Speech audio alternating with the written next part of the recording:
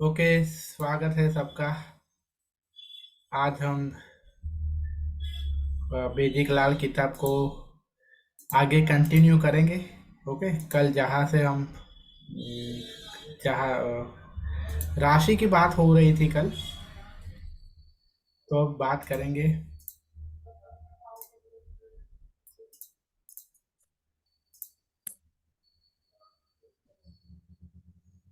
तो कैंसर तक हमने, कर्क राशि तक देख लिया था हमने। बात करते हैं लियो राशि की।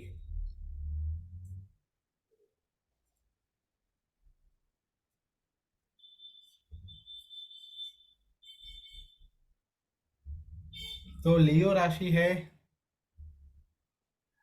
ऐसे लोग बहुत क्रिएटिव होते हैं, पैसिनेट होते हैं, उदार होते हैं। ओके, मतलब कि जनरस, मतलब इनसे अगर कुछ मांगो तो वो दे देते हैं, ज्यादा सोचते नहीं है। वार्म हार्टेड होते हैं, चीयरफुल होते हैं, ह्यूमरस होते हैं, सेंस ऑफ ह्यूमर अच्छा होता है। ओके,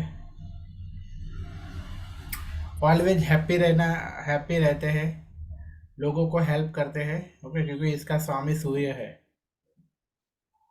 किसी के नीचे काम करना पसंद नहीं होता है, लीडरशिप क्वालिटी होती है। ओके, आगे रहना पसंद होता है। वीकनेस क्या है इनकी? एरोगेंट है। ओके, थोड़ा ईगो है, स्टबबॉर्न है, सेल्फ सेंटर्ड है, अपने पर ही ध्यान होता है। ओके, कि अपनी लाइफ में क्या चल रहा है, जब तक अपनी लाइफ में अच्छा नहीं चल रहा है तो वो दूसरे पर ध्यान नहीं दे सकते। ऐसे ऐसे लोग होते हैं, लेजी लेजी भी होते हैं, इनफ्लेक्सिबल भी होते हैं। ओके, ऑब्वियसली स्टॉप होंगे तो इनफ्लेक्सिबल भी होंगे।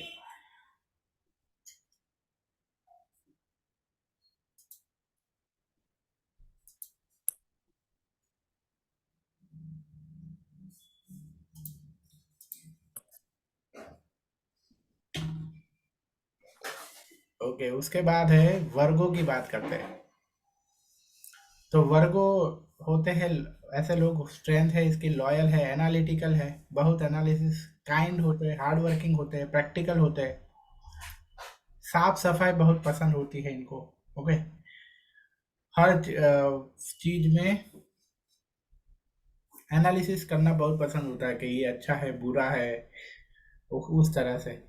हार्ड वर्किंग भी होते हैं, प्रैक्टिकल भी होते हैं, प्रोडक्टिव भी होते हैं। खास बात है, प्रोडक्टिव होते हैं।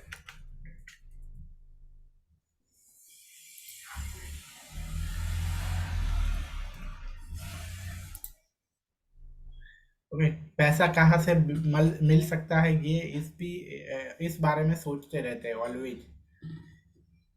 वीकनेस क्या है? थोड़े साई नेचर होता है इनका। ओके, वरी भी होते हैं, वरी टाइप नेचर होता है, क्योंकि ओवर थिंकिंग बहुत ज़्यादा होते हैं। क्रिटिकल होते हैं, सेल्फ एंड अदर्स। ओके, मतलब कि बुराइयां ढूंढने वाले होते हैं।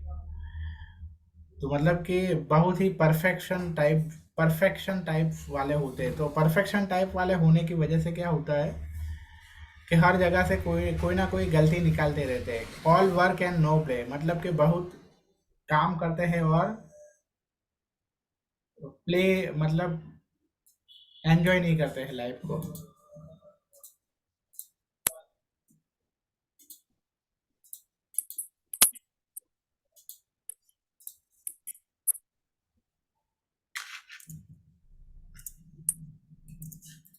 परफेक्शन। ओके, तो इस तरह से होता है वर्गों का। सर मैंने अभी ज्वाइन किया सर, क्या चल रहा है सर? राशि की हम बात कर रहे हैं, कल हमने देखा था ना। ये अभी आप, ओके, हम राशि की बात कर रहे थे, तो राशि की बात हो रही है बस।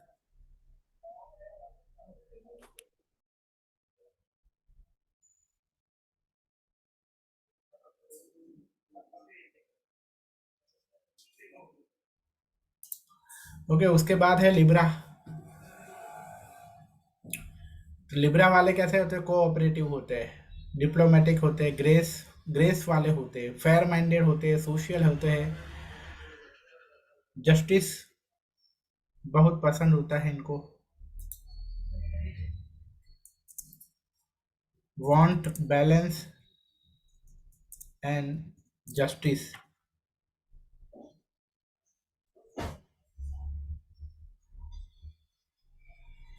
सर लिब्रा का जो प्लैनेट कनेक्टेड होता है वो कौन सा होता है इसमें?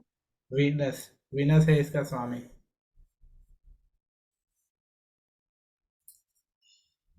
ओके। वीकनेस है इनडिसिसिव, कभी कभी डिसीजन नहीं ले पाते। Avoid confrontation. ओके, मतलब कि जो गलती हो गई है वो एक्सेप्ट नहीं कर पाते। विल कैरी ए ग्रूज ग्रज, मतलब कि अगर माफ नहीं कर पाते हैं इजीली लोगों को, ओके, दिल में रखते हैं ऐसे।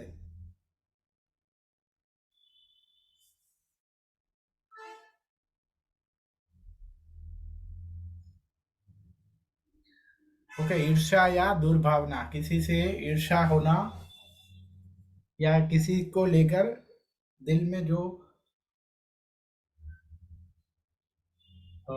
तिरस्कार की भावना है, इस तरह से हो सकता है। ओके, अगर किसी के कोई है वो, अगर वो पसंद नहीं आता है, क्या किसी ने अगर ऐसा कुछ किया है तो सेल्फ पिटी, मतलब अपने पर ही दया आ जाए, ऐसा भी होता है। ओके, जब इनको एहसास हो कि इन्होंने गलती की है कुछ, तो अपने आप पर ही दया आती है।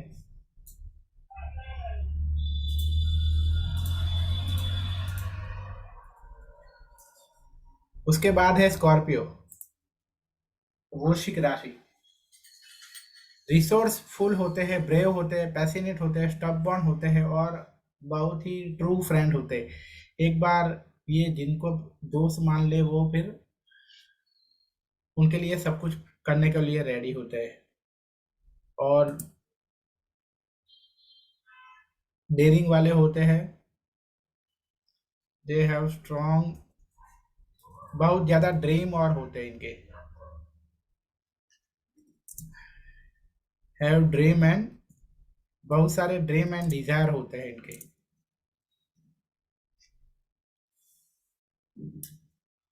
वीकनेस, वीकनेस है डिस्ट्रस्टिंग, नहीं कहूँगा मैं, लेकिन कैन नॉट ट्रस्ट इजीली, लोगों को जल्दी ट्रस्ट नहीं कर पाते। टाइम लगता है, ओके, लोगों को लोगों से ट्रस्ट करने में। जेलिस टाइप होते हैं, सिक्रेटिव होते हैं और वायोलेंट भी होते हैं।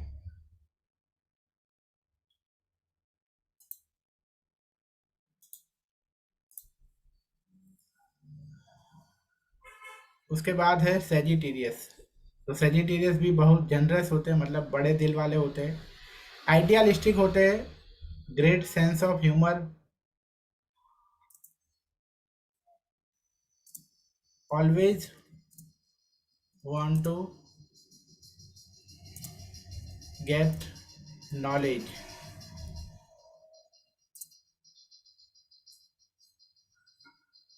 वीकनेस क्या है? Promise more than they can deliver. Okay, जितना डिलीवर डिलीवर नहीं कर पाते उससे ज्यादा प्रॉमिस करते हैं, उससे ज्यादा प्रॉमिस दे देते हैं। वेरी इम्पेशेंट, धीरज वाले नहीं होते, कुछ भी बोल देते हैं, इन डिप्लोमेटिक भी बोल देते हैं। सामने वालों को बुरा लग जाए तो भी वो बोल देते हैं। हाँ, सर एक बात पूछू सर? हाँ। सर ये सेजिटेरियस मतलब it is ruled by Jupiter ना सर? Yes, Jupiter. हाँ, तो जुपिटर मतलब नंबर 3 के सारे एट्रीब्यूट्स और इनका सब सिमिलर ही होता है। हाँ, मोस्टली 80 to 90% मैच होगा। क्योंकि मैंने वो स्कॉर्पियन का देखा ना, वो नंबर 9 से होते ना, रूल्ड मार्स से। अभी जो गया, तो हम्म। वो मुझे भी उसमें सिमिलैरिटी दिखी, इसमें भी दिख रहा है, इसलिए मैंने डाउट क्लियर करना चाहा था मेरा। हम्म।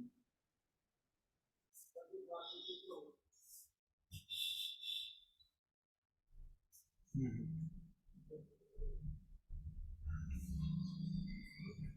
सर मेरा एक क्वेश्चन है, इसमें लिखा हुआ है will say anything no matter how undiplomatic, इसका क्या मतलब हुआ? मान लो कि आपको कोई आदमी आपको लग रहा है कि वो बुरा है, लेकिन आप तो भी उसके सामने मुंह पे नहीं बोलोगे। ओके, तो मतलब कि आप वहाँ थोड़े डिप्लोमेटिक हुए। ओके, लेकिन आप उसको मुंह पे ही बोल देते हो कि आप तो ऐसे हो, तो मतलब कि आप अनडिप्लोमेटिक हुए, फिर आप अनडिप्लोमेटिक आंसर दे दिया उसको। ओके, मतलब हम इसे तो हम इसे ये कह सकते हैं कि मतलब ये स्ट्रेट फॉरवर्ड होते हैं, इन्हें जो कहना होता है ये बोल देते हैं। हाँ। ठीक है सर। सर बिना फिल्टर के बोलते हैं, जो भी है मुंह पे बोल ही देते हैं सच्चाई, वही ना सर? या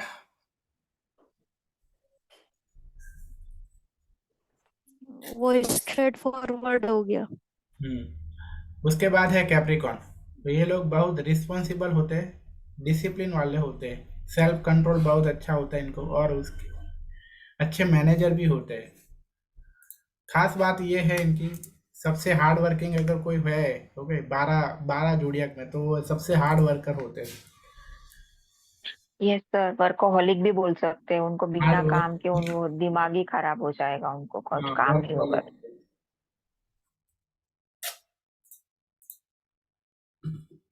ओके, क्यों? क्योंकि इसका स्वामी सैटर्न है। ओके, और सैटर्न का फोकस कहाँ है? रोटी कपड़ा और मकान पे।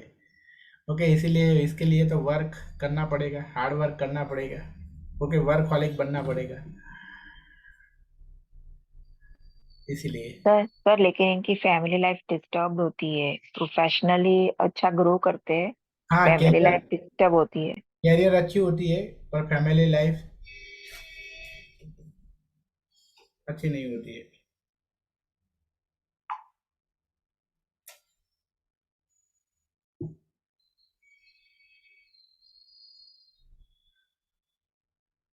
ये मून साइन के बारे में ही बता रहे हो ना सर आप? नहीं, ऐसा जरूरी नहीं है। मून साइन हो, आपकी सन साइन हो, तो भी आपके अंदर ये आ सकता है, एंड इसकी वाइब्रेशंस। ओके, अच्छा, और लगना की भी? लग्न की भी आ सकती है। Okay sir, thank you. Okay, but सबसे ज्यादा लग्न राशि की आती है दूसरे नंबर पे।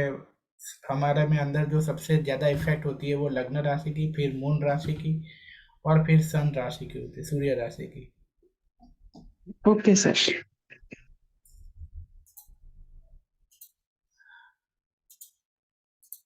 वीकनेस क्या है?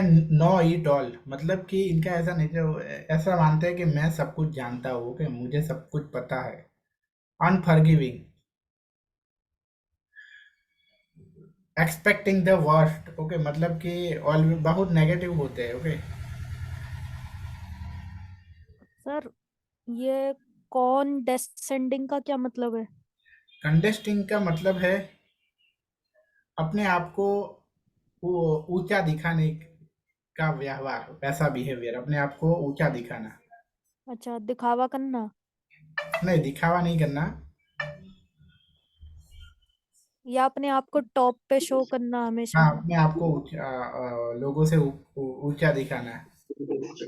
अपने आप को बड़ा दिखाना।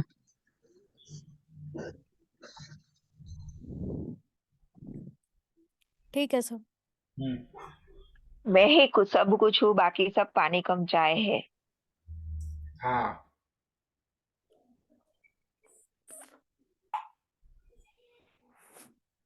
ओके, उस तरह।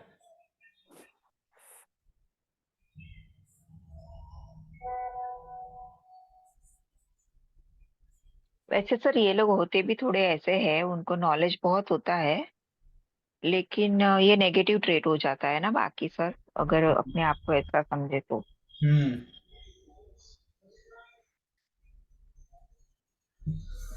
और सर बहुत स्ट्रांग ऑब्जर्वर होते हैं, इतना ऑब्जर्वेशन करेंगे, एनर्जीज को सेव करेंगे, बोल बोल बोल के अपना एनर्जी को वेस्ट नहीं करेंगे। हम्म। ऑब्जर्वेशन करेंगे, बहुत कम बोलेंगे और काम एंड कंपोज्ड होंगे।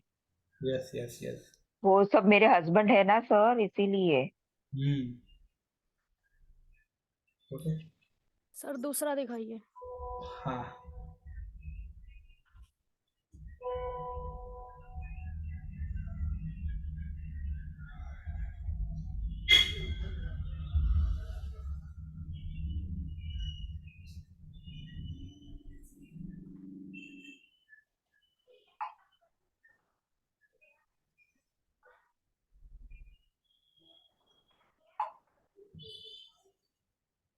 ओके चलो।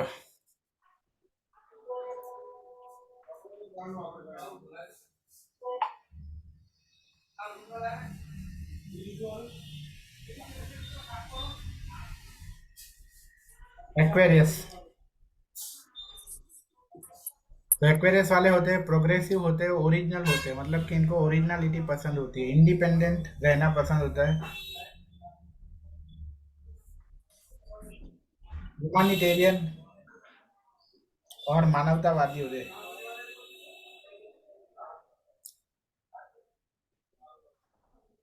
वीकनेस, इमोशनल एक्सप्रेशन करना पसंद नहीं होता है, टेम्परामेंटल होते हैं, अनकॉम्प्रोमाइजिंग होते हैं और कभी कभी अलूफ होते हैं। सर ये ना वीकनेस में ऐसे लिखना चाहिए था, runs away from emotional expression, क्योंकि रन्स फ्रॉम इमोशनल एक्सप्रेशन का मतलब ये हो गया कि ये इमोशनल एक्सप्रेशन से चलते हैं। रन रन अवे लिखते हैं ना। हाँ, runs away from emotional expression. Okay. हाँ सर। मतलब ये अपने इमोशंस नहीं दिखाएंगे, ऐसे ही ना सर? हाँ, इमोशन नहीं दिखा पाएंगे। मतलब दिखाना पसंद नहीं होता उन्हें इमोशनल। हाँ, नहीं पसंद तो होता है लेकिन कर नहीं पाते, ओके, इसलिए। अंदर ही बात रखेंगे अपनी, बाहर एक्सप्रेस नहीं करेंगे। इमोशनल एक्सप्रेशन वीक होता है इनका। अरे वीक नहीं होता है, इनको कर नहीं पाते हैं। हाँ वीक होता है ऐसा। हाँ हाँ हाँ, वीक ही हाँ। होता है। सर इसका प्लैनेट राहु है कि केतु? इसका स्वामी है यूरेनस है। अगर वेस्टर्न से देखे तो यूरेनस, यहाँ इंडिया एज पर वैदिक देखे तो सैटर्न है। सैटर्न, ओके, तो ये भी 8 नंबर हुआ ना।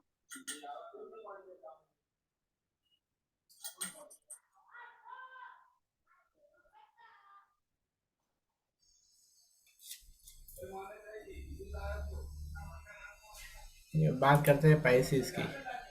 तो पाइसिस वाले बहुत ही दयालु होते हैं, आर्टिस्टिक नेचर होता है, इंट्यूटिव होते हैं, सिक्स सेंस बहुत स्ट्रांग होती है, जेंटल होते हैं, वाइज होते हैं और म्यूजिकल होते हैं। म्यूजिकल होना मतलब म्यूजिक सुनना बहुत पसंद होता है, और अगर अच्छी तरह से गा सकते हो तो वो भी पसंद होता है।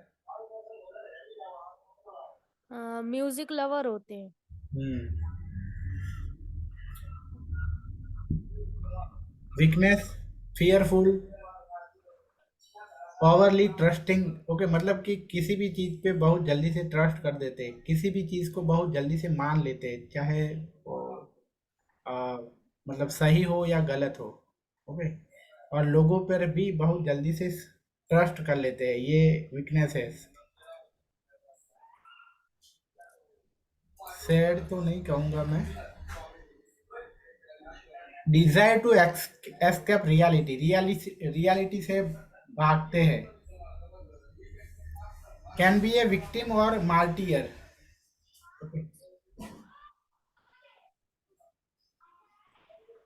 मतलब कि अगर घर में मान लो कि कुछ बुरा हो जाए, तो अगर कहीं से भी। सर ये इसका स्वामी वीनस है ना सर? वीनस। नहीं, जुपिटर है। टर है। मान लो कि घर में कोई बुरा हो जाए तो वो, अगर कोई रेडी नहीं होता है कि कुछ बुरा हो जाए, कोई रेडी नहीं होता है कि मैंने किया मेरी वजह से हुआ, तो ये खुद मान लेंगे कि हाँ मेरी वजह से हुआ है। ओके, इस तरह के टाइप होते हैं। मार्टियर मतलब लोगों की सहानुभूति पाने के लिए रेडी, पाने की चाहत होना, लोगों की सहानुभूति पाने की चाहत होना। ओके।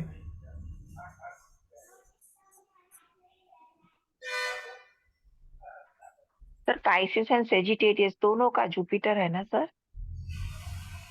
हाँ।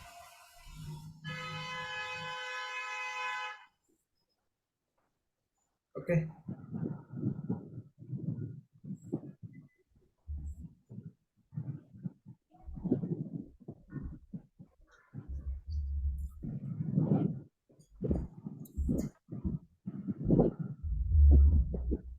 अब देखते हैं हम।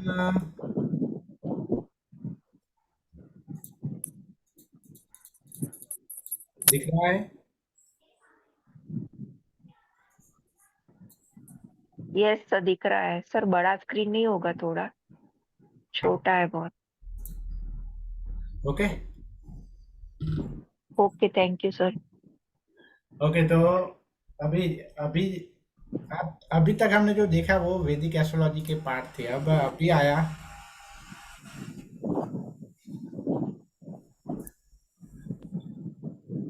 अभी ये सारे जो चीजें हैं वो अभी लाल किताब के चीजें हैं।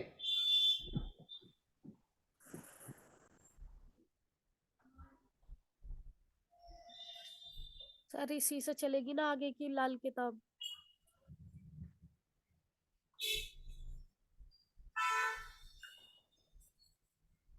सर ये हाउस के नंबर है सर।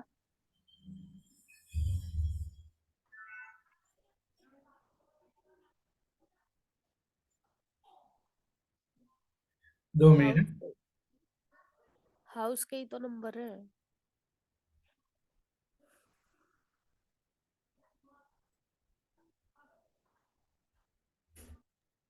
मुझे बिल्कुल कुछ मालूम नहीं है एस्ट्रो का।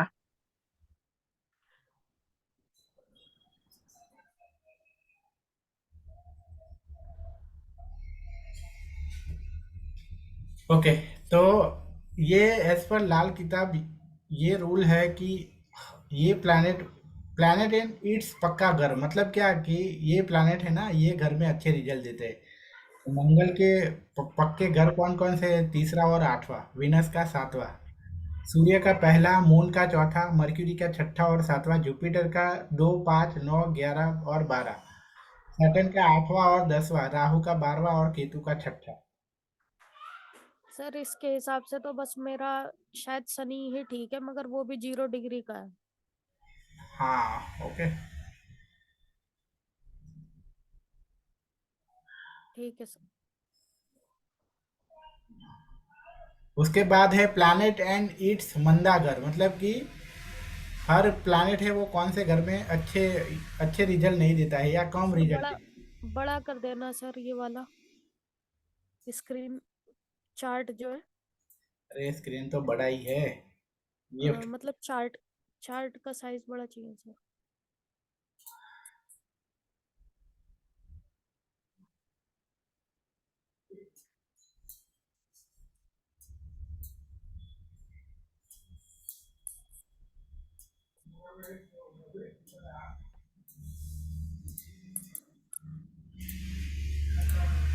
अभी सही है सर।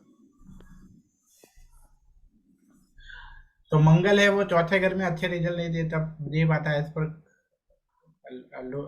लाल किताब। विनस पहले, छठे और 9वें घर में, सूर्य है वो छठे, 7वें और 10वें घर में, मून है वो छठे, 8वें, 10वें, 11वें, 12वें घर में, मर्क्यूरी है वो 3, 8, 9, 10, 11, 12, जुपिटर है वो 6, 7 और 10, सैटर्न है वो पहला, चौथा, पांचवा, छठा, राहु है वो तीसरा, चौथा और छठा, और केतु है वो तीसरा, चौथा, पांचवा, आठवां।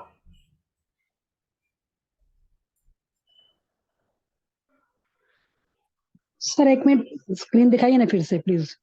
Thank you sir.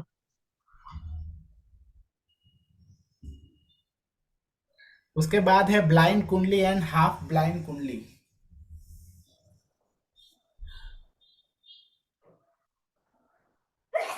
ओके, तो ब्लाइंड कुंडली मतलब क्या कि if more than one planet in 10th house, मतलब कि 10वें घर में एक से ज्यादा प्लैनेट हो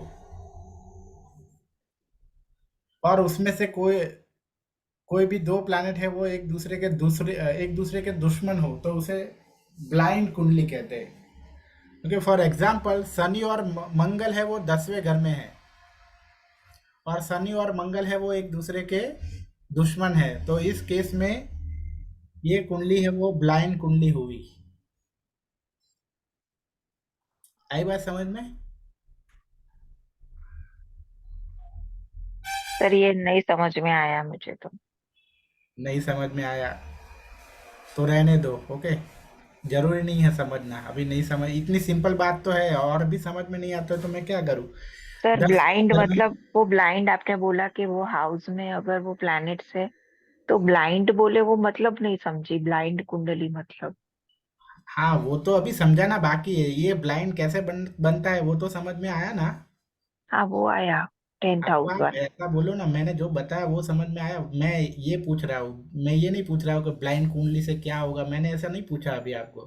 तो आप क्यों बोल रहे हो कि मुझे वो भी समझ में नहीं आया है? ओके, वो चीज़ तो हमने डिस्कस ही नहीं की है अभी। मैंने तो सिर्फ इतना बताया कि ब्लाइंड कुंडली बनती कैसे है। ओके।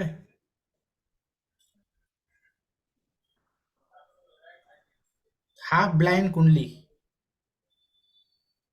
तो हाफ ब्लाइंड कुंडली में सूर्य अगर चौथे घर में हो और शनि अगर सातवें घर में हो, सूर्य चौथे घर में हो और शनि सातवें घर में हो, तो ये कुंडली है वो हाफ ब्लाइंड कुंडली कहती है, बनती है। अभी ब्लाइंड कुंडली में होता क्या है कि नाम, जैसे नाम है ना, उसी तरह नाम के मान लो कि अंधा व्यक्ति है। अंधा व्यक्ति है वो कभी भी किसी के सपोर्ट के बिना चल पाएगा? नहीं चल पाएगा। ओके, तो जिनको भी ब्लाइंड कुंडली आएगी, ऐसे लोगों को कभी भी अपने आप हर बड़े डिसीजन है वो अपने आप नहीं लेने चाहिए, और ऑलवेज किसी को पूछकर ही बड़े डिसीजन लेने चाहिए। जिनकी कुंडली ब्लाइंड कुंडली हो, ऐसे लोगों को। ओके, चाहे वो ब्लाइंड कुंडली हो या हाफ ब्लाइंड कुंडली हो, दोनों केस में उनको, मतलब ब्लाइंड कुंडली मतलब वही, ओके, कि ऐसे लोग हैं वो जैसे अंधे लोग, ओके, अंधे अंधे डिसीजन ले लेते हो। मतलब आंख, हम कहते हैं ना कि ये डिसीजन तूने कैसे लिया, आंख बंद करके ले लिया क्या? इतना गंदा डिसीजन ले लिया तूने। ओके, तो ऐसे लोगों से ऐसा हो सकता है कि जैसे बंद आंख से डिसीजन ले लिया हो, ऐसी प्रॉब्लम में, मतलब ऐसा हो सकता है इनकी लाइफ में। तो ऐसे लोगों को कभी भी बड़े डिसीजन दूसरे लोगों को पूछ कर लेने चाहिए, बड़े लोगों को। आई सर बस। सर एक बात है कि ना जो केतु पहले घर वाले होते हैं ना उनका भी यही हाल होता रहता है लाइफ में। हाँ, हो सकता है। हाँ हम्म। ठीक है सर। तो सर सिंपल है, इनको डिसीजन खुद नहीं लेना है, किसी की गाइडेंस से ही लेना है। हाँ, और स्पेशली बड़े डिसीजन जो है वो लाइफ के उसमें। ओके। उसके बाद है स्लीपिंग प्लैनेट। अगर कुंडली के पहले से छठे घर है वो ब्लैंक है, ओके, तो ऐसे कुंडली को क्या कहेंगे? Sleeping planet.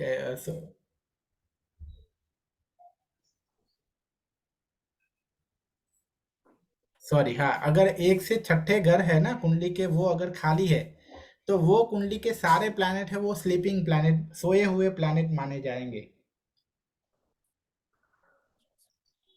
आई बात समझ में? सर ये इसमें लास्ट वाले पॉइंट का क्या मतलब हुआ? अभी कवर तो करने दो। अभी अभी मैंने पहला पॉइंट ही कवर किया है। Okay sir. इतने स्पीड में क्यों भाग रहे हो आप? पढ़ लिया मैंने सर इसलिए। हाँ, अगर 10वां घर खाली हो और दूसरे घर में जो प्लैनेट, उस केस में अगर 10वां घर खाली हो और दूसरे घर में कोई प्लैनेट बैठा हो, तो दूसरे घर में जो प्लैनेट बैठा है वो सोया हुआ प्लैनेट माना जाएगा।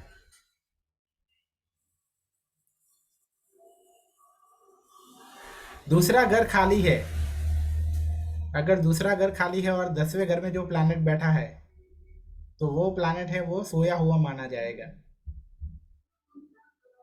ओके, तो वो सोया हुआ प्लैनेट है वो अपना रिजल्ट नहीं दे पाएगा। ओके, तो उसको आपको जगाना पड़ेगा। ओके। सर सेकंड हाउस में ना मेरा सेकंड हाउस खाली है और 10th हाउस में शनि बैठा है 0 डिग्री के साथ में। शनि का कोई फल नहीं मिल रहा मुझे। ओके, तो मैं यहाँ कोई डिस्कस नहीं करने वाला हूँ, आपकी पर्सनल कुंडली मैं डिस्कस नहीं करने वाला हूँ। जी ओके। सर, नहीं सर मैं वैसे ही बता दिया। हाँ,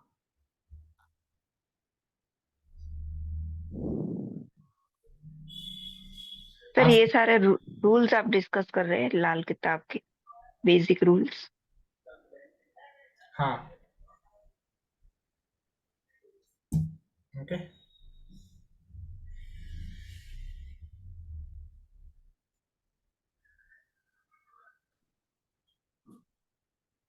ओके, तो इस केस में क्या होगा, तो ये फिर ये प्लैनेट जो सोए हुए प्लैनेट है ना, वो यही उम्र के बाद अपने रिजल्ट दे पाएंगे।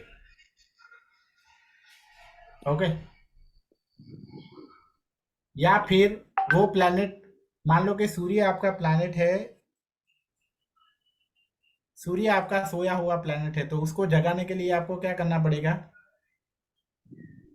वो प्लैनेट को जो चीज पसंद है वो आपको करनी पड़ेगी अपनी लाइफ में। सूर्य को क्या पसंद है, लोगों को हेल्प करना, रिस्क लेना। ओके, शनि को क्या पसंद है, मेहनत करना। ओके, तो दो रेमेडी, या तो पहली रेमेडी ये है कि जो प्लैनेट को जो पसंद है वो करिए, तो आपके वो सोया हुआ प्लैनेट है वो जागेगा। या तो फिर एक टाइम है कि आपकी जब एज होगी, ओके, बाय ऑटोमेटिकली वो टाइम पे जाग जाएगा। शनि है वो 36 साल में, राहु है वो 42 ईयर्स में, केतु है वो 48 ईयर्स के बाद जागेगा, जुपिटर है वो 16 साल, सूर्य है वो 22 साल, मून है वो 24 साल, विनस है वो 25 साल, मंगल है वो 28 साल, मर्क्यूरी है वो 34 साल। सर बहुत बढ़िया बताया। ओके,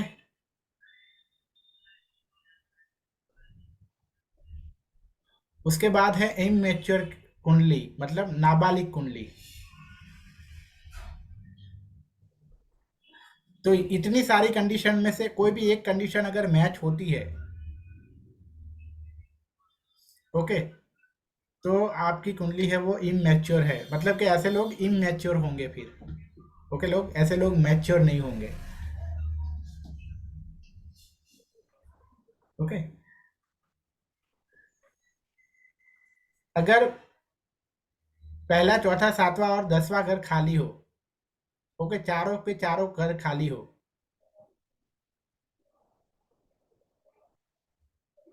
या फिर शनि राहु केतु में से कोई भी एक प्लैनेट पहले, चौथे, सातवें, 10वें के कोई भी एक हाउस में हो, और बाकी के सारे घर है वो खाली हो।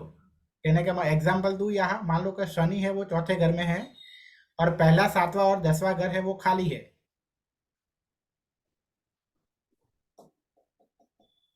ओके, तो फिर ये कंडीशन बनेगी। या फिर मर्क्यूरी है वो पहले, चौथे, सातवें या 10वें घर में हो, और बाकी के सारे घर है वो खाली हो। ओके, तो भी ये कंडीशन बनेगी। ओके, तो यहाँ मुझे और लिखना पड़ेगा, और मतलब कि इसमें से कोई भी कंडीशन हो तो बन सकता है। और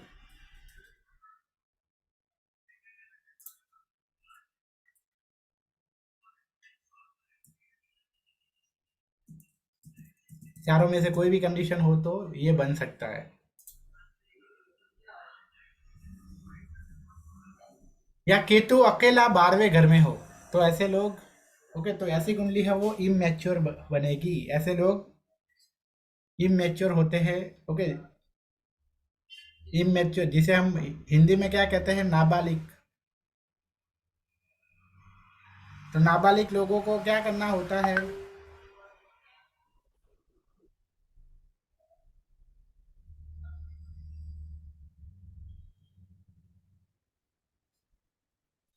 पता नहीं सर, स्टडी करनी चाहिए।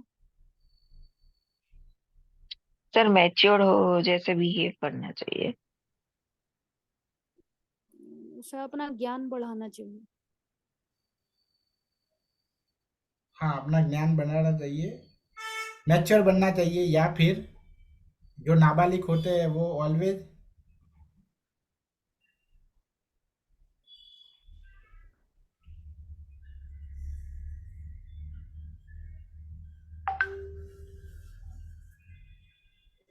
बड़ों की सलाह से काम करना चाहिए। हाँ, ओके, नाबालिग लोग जो होते हैं वो ऑलवेज किसी ना किसी के अंडर गाइड में होते हैं। ओके, जो नाबालिग होते हैं वो कभी भी अकेले कहीं पे भी ट्रैवल नहीं करते हैं। ओके, ऑलवेज उस उनके साथ कोई ना कोई होते हैं। हाँ, मैं यहाँ ये नहीं कह रहा हूँ कि वो सिर्फ अगर स्कूल जाते हैं तो भी नहीं करते हैं, ऐसी बात नहीं कह रहा हूँ मैं।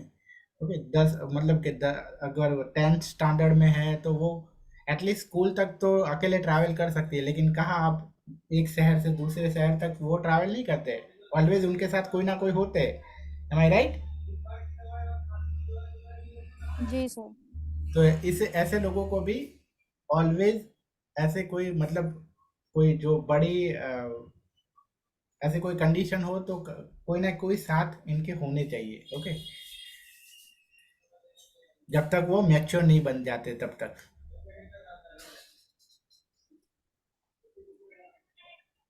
ओके, उसके बाद है दशा सिस्टम इन लाल किताब। ओके, दशा कैसे होती है?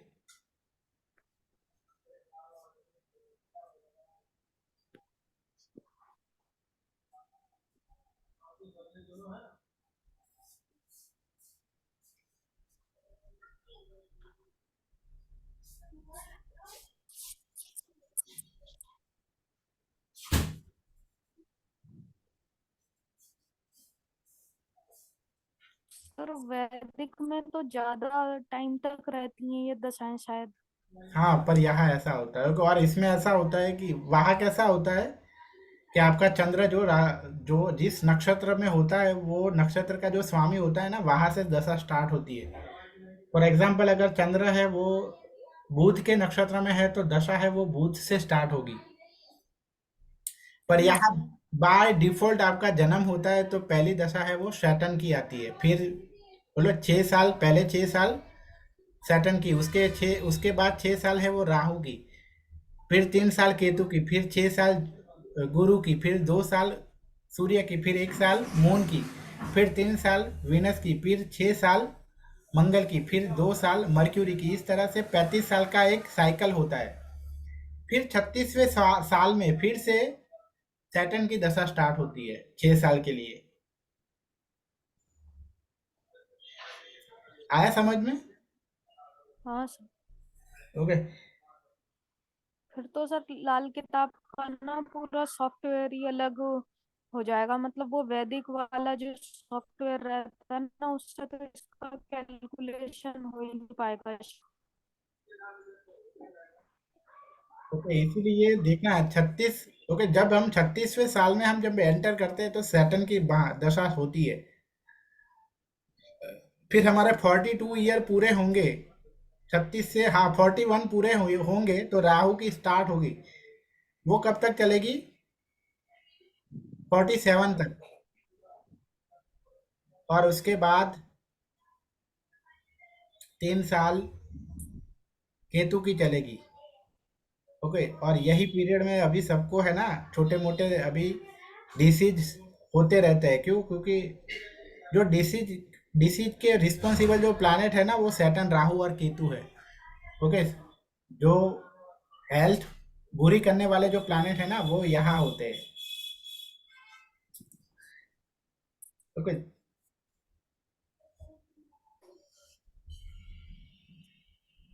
इसीलिए ये 36 साल से जब तक केतु, इसमें केतु की दशा पूरी नहीं हो जाती तब तक बहुत ध्यान रखना चाहिए हेल्थ का।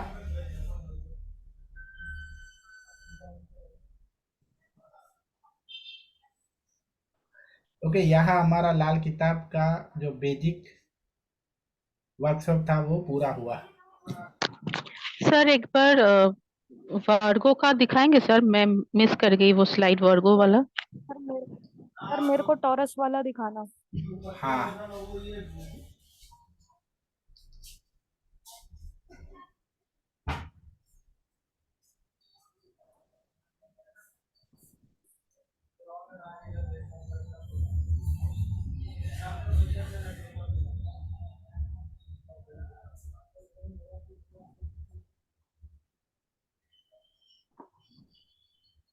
हाँ सर ठीक है सर। सर मुझे टॉरस वाला दिखा देना। हाँ, टॉरस तो हमने कल लिया था। ठीक है। Okay sir. ओके।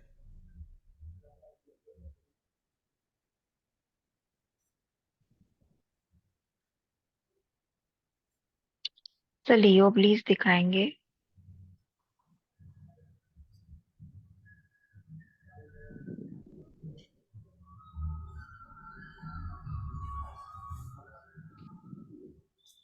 सर तो फिर इसका मतलब ये हो गया ना कि मंदे घरों में अगर ग्रह बैठा होगा तो वो बुरे फल देगा।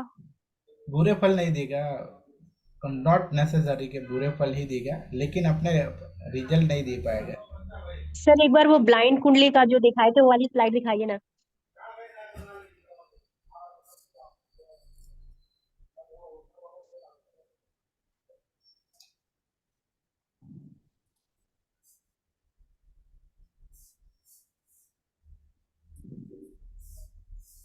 सर हो तो गया। मतलब सर कितने परसेंट फिर वो अच्छे फल दे पाएगा मंदे घरों में और कितने परसेंट बुरे रहेंगे उसके।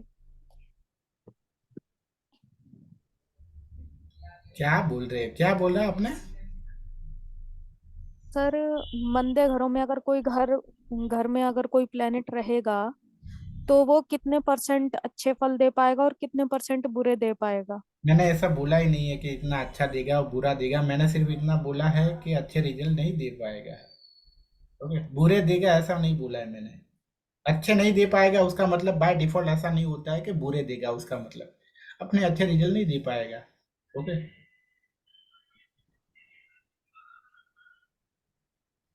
ठीक है सर।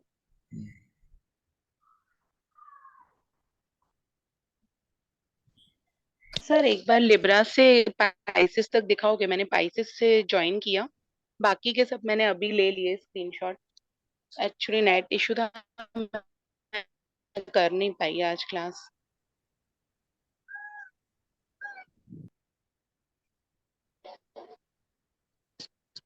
क्या बोल रहे हैं? मैंने आज ज्वाइन किया ना सर, तो आप पाइसिस वाला बता रहे थे, तो बाकी के तो अभी आपने दिखाए, लियो वर्गो सब मैंने किए। लिब्रा से एक बार सैजी तक दिखा, एक्वेरियस तक दिखाओगे स्क्रीन?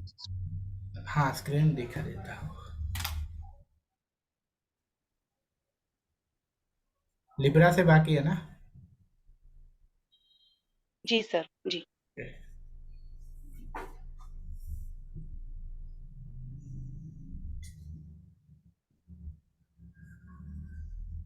जी सर ले लिया लिब्रा का। स्कॉर्पियो। हाँ जी सर ले लिया।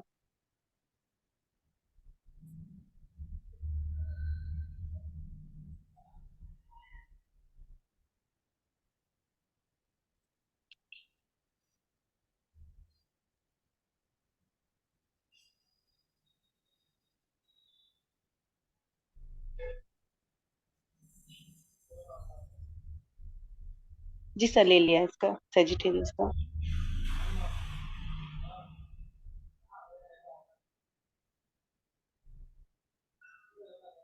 हाँ सर हो गया इसका अभी।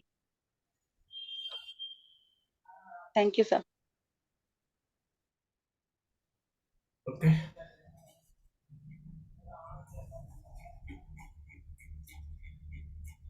ओके चलो, आई होप जल्दी से मिलेंगे कोई नए फ्री वर्कशॉप में। ओके।